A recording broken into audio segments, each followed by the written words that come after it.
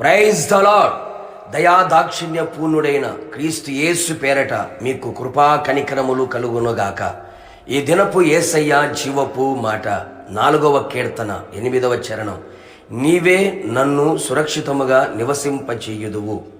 యేసయ్యనే ఆశ్రయించి యేసయ్య చేతి నీడలో ఉంటూ యేసయ్య బలిష్టమైన బాహు క్రింద భద్రముగా కాపాడబడుచున్న నా దేవుని ప్రియులారా, ఆయన మనలను సురక్షితముగా నివసింప చెయ్యగల దేవుడే ఉన్నాడు. ప్రస్తుతము దినములు అపాయకరమైన దినములు, చెడు దినములు, దుర్దినములు, మానవ మనుగడకు సురక్షితము లేని పరిస్థితులు. ఇంటిలో నుండి బయటికి వెళ్ళిన వ్యక్తి తిరిగి సురక్షితముగా వస్తాడన్న నమ్మకము లేని రోజులలో మనం ఉంటూ ఉన్నాం. రోడ్డు మార్గము, ఆకాశ మార్గము, నీటి మార్గములో సురక్షితమైన ప్రయాణము లేని పరిస్థితి. పండుకొని భయము లేక సురక్షితముగా నిద్రించలేని రోజులలో మనం ఉంటూ ఉన్నాం. ఎంత విచారకరము ఆలోచించితివా? ఎంత భయంకరమైన పరిస్థితులలో కూడా ఎంతో నిరీక్షణతో విశ్వాసముతో భక్తుడు పలికిన మాట, యెహోవా నెమ్మదితో పండుకొని నిద్రపోవుదును. నేను ఒంటరిగా ఉండినను నీవే నన్ను సురక్షితముగా నివసింపచేయుదువు. అవును ప్రియులారా, నీకు, నీ కుటుంబమునకు, నీ కలిగిన సమస్తమునకు ఆయన మాత్రమే సురక్షితముగా నివసించున్నట్లుగా, కాపాడునట్లుగా చేయగల శక్తి గలవాడు. మనం మన దేశములో, మన ప్రాంతములో, మన కుటుంబంలో సురక్షితముగా నివసించున్నట్లు ఆయన కట్టడలను, ఆయన విధులను గైకొని వాటిని అనుసరించి నడవవలెను.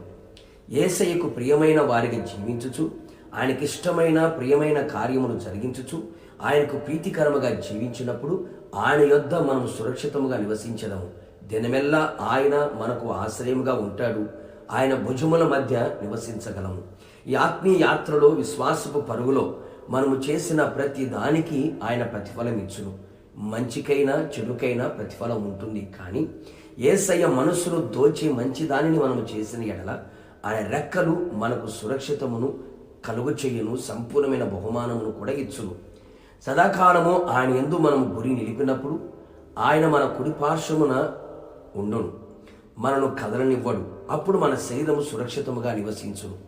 ఆయన మన కాపరిగా ఉన్నప్పుడు ఆయన మన సురక్షితముగా నడిపించును. ఆయన ఉపదేశమును మనం అంగీకరించినప్పుడు సురక్షితముగా నివసించుదుము. కీడు వచ్చుచున్న భయము లేక నెమ్మదిగా ఉందుము. ఆయన యందు మనం నమ్మిక ఉంచి, ఆయన నామం బలమైన దుర్గము గనుక నీతివంతులుగా మనం మారి ఆ దుర్గములో పరిగెత్తగలిగితే మనం సురక్షితముగా ఉండగలిగేదము. కావున నా దేవుని ప్రియులారా, ఆత్మ, ప్రాణ, శరీరం సురక్షితముగా ఉండినట్లు మనం ఆయన సన్నిధిలో నిలిచి ఉండి సురక్షితముగా బ్రతికి ఆయన రాకడ కొరకు మనమంతా కూడా సిద్ధపడదాము. ప్రార్థన. ఆలోచనకర్తైన నా యేసయ్య, నీ పరిశుద్ధమైన పాదములకి స్తోత్రాలు. మీరు మమ్మల్ని కాపాడకపోతే మేము కాపాడబడలేం. మీరే మాకు క్షేమాధారమై ఉన్నారు. అందును బట్టి మీకు స్తోత్రాలు. అవును తండ్రి, ఈ లోకములో సురక్షితము లేని పరిస్థితుల మధ్యలో కూడా మీరు మాత్రమే మాకు సురక్షితాన్ని దయచేయగలిగిన దేవుడు అని మరొక్కసారి మా ప్రభు తండ్రి మీ జీవపు మాట చేత మమ్మల్ని తెలియపరిచినందుకై, బలపరిచినందుకై స్తోత్రాలు. భక్తుడు సెలవిచ్చినట్టుగా నీవే నన్ను సురక్షితముగా నివసింప చేయగలిగిన దేవుడు అని భక్తుడు సెలవిచ్చాడు ప్రభువా. అట్టి అనుభవాలు మేము నడిపించబడ్డానికి కృప దయచేయమని ప్రార్థిస్తున్నాం. నీ యందు నమ్మిక ఉంచి తండ్రి ప్రభువా, మీ ఉపదేశమును అంగీకరిస్తూ, అలా తండ్రి మీ కొరకు మంచి క్రియలు చేస్తూ, అలాగే ప్రభువానైనా మీకు ప్రీతికరమైన జీవితాన్ని జీవిస్తూ నీతిమంతులుగా మారి బలమైన దుర్గముగా ఉన్న మీ నామములోకి పరిగెత్తి మేమంతా సురక్షితముగా, క్షేమముగా మా ఆత్మ, ప్రాణ, శరీరము కనబడునట్లుగా కృప దయచేయండి. మీరు త్వరగా రానే ఉంటుండగా మీరు ఆకడ మమ్మల్ని సిద్ధపరచండి. యేసు నామములో అడిగి పొందుకున్నాము తండ్రి, ఆమేన్. నిశ్చయముగా మీరుని మీ కుటుంబ సభ్యులందరూ కూడా ఆయన రెక్కల కింద ఉన్న సురక్షితమును అనుభవించుదురుగాక. God bless you.